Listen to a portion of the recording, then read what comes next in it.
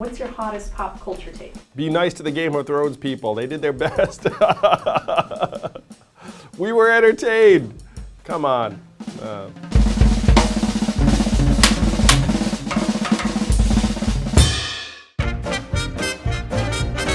I have a bit of a sweet tooth, so when I'm on the road in particular, if someone sticks donuts in front of me, I eat them. I like those donut holes with like the cinnamon sugar covering. Forbidden donut.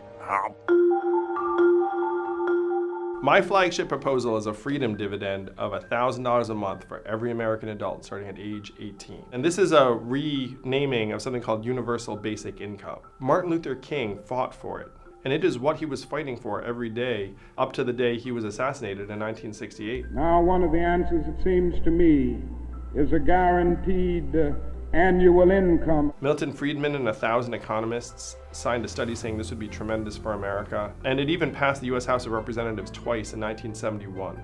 It came this close to being law. So this is not as radical as you might think. And there is one state that's had a dividend for almost 40 years. It's Alaska. And Alaska funds it with oil money. And what I'm saying to you is that technology is the oil of the 21st century. And what they're doing for Alaskans with oil money, we can do for all Americans with technology money. Our economy's up to a record $20 trillion, up $5 trillion in the last 12 years. We can easily afford a $1,000 dividend for every American adult, especially because when you get that money, what are you gonna do with it? You know what you're gonna do. You're gonna spend it on the things you're already spending money on.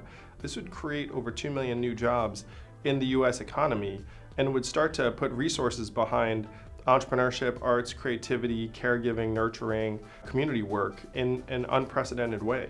This is the trickle-up economy, and it starts with universal basic income of $1,000 a month for every American adult starting in 2021, and that is why I'm running for president. I was a busboy at a local Italian restaurant. I wasn't very good at it, truthfully. Because it's the most evocative. I guess I have to say John Cho because he's like the only Asian American movie star. I think. No, I mean there are others. Daniel Lake came and the rest of it. I'm sorry. I'm like friends with half these people. Glad to hear it. Have a great night.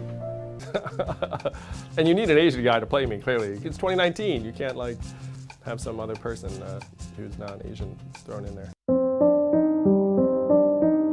I grew up the lone Asian kid in my neighborhood, so I was called chink and gook and other things throughout my middle school years, and so I regularly experienced what I'd consider some form of marginalization as a kid. It always stuck with me, and as a result, I've always wanted to try and look out for the little guy or little gal in every environment. I was in Iowa, and a teenage boy there told me about how some of his classmates had fentanyl patches on their arms because they were already addicted to opiates. And he said, what can we do about that? And that really got me thinking about what we could do about that feasibly. And so I studied what other countries had done, and other countries had decriminalized opiates, or if you get caught with drugs, instead of going to jail, you go straight to treatment, and they've seen reductions in overdoses and even overall substance abuse as a result. I get between 6 and 8 hours. I'd say I need about the same amount. So if I get less than 6, then I'm a little cranky and I probably need a little bit of green tea or a pick-me-up. so mild. You need some green tea. Maybe even coffee.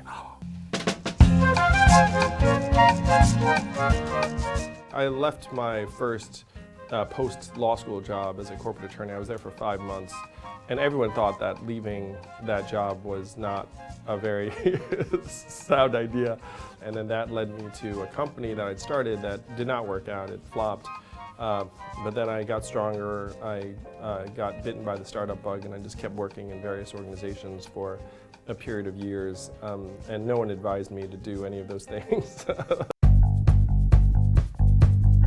When Doves Cry by Prince, because it's awesome. I still miss you, Prince. Prince forever. How can you just leave me standing, alone in a world that's so cold?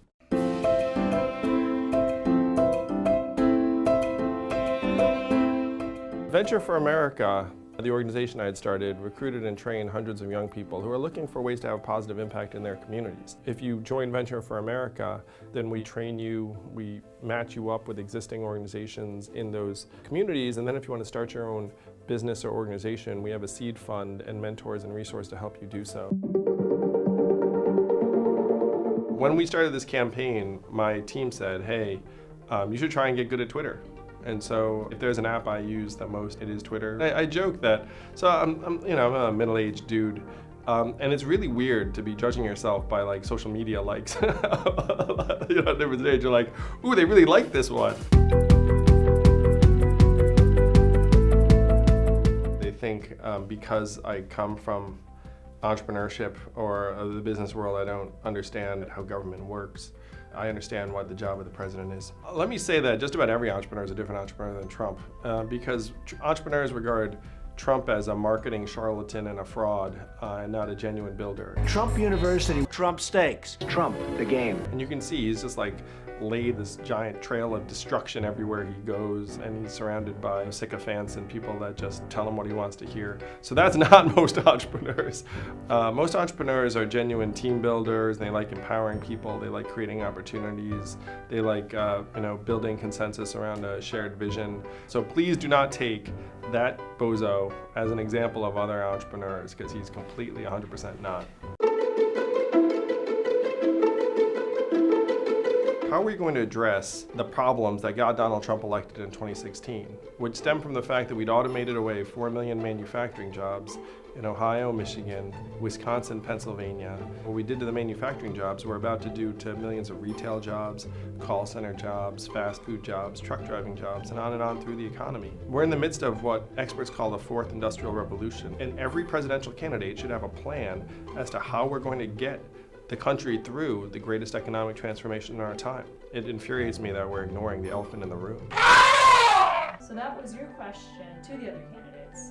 And now here's a question from another candidate. Senator Gillibrand asks, do you value women? Of course I value women, and the way I would stand up for women is by making sure that reproductive rights are protected. And I'm on the record saying that I don't think a male legislator should have any say on women's reproductive rights or freedoms. We should leave the room and just let women figure out what they want to do. I have a feeling I know where women would come out.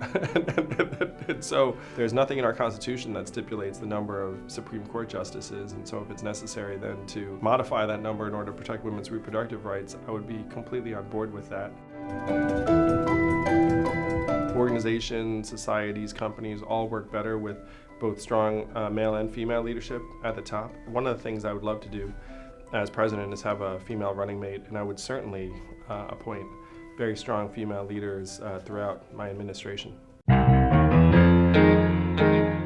I try and get exposed to both nature and exercise, so something like riding my bike outdoors is like the ideal antidote to decompress.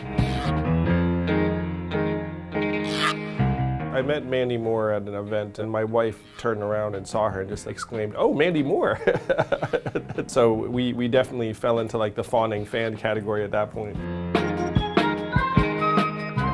I love my wife and kids dearly. My kids are just so lovable. How could you not love them? As a matter of fact, if you met them, you would love them. They're not even your kids. My hopes for their future is that they grow up in a country that resembles the country I grew up in. My parents immigrated to this country for better opportunities for me and my brother, and it worked. But now the American dream is dying, where if you were born in the 1940s, there was a 93% chance that you were going to do better than your parents. If you're born in the 1990s, you're down to a 50% chance and declining. I want to make it so that this country is still actually working for my kids the way it worked for me and my brother.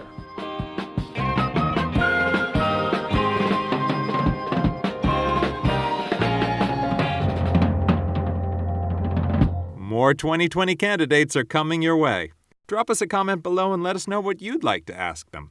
You can also check out more presidential contenders in our full 20 Questions for 2020 playlist. And be sure to subscribe to NowThis so you don't miss an episode. Thanks for watching.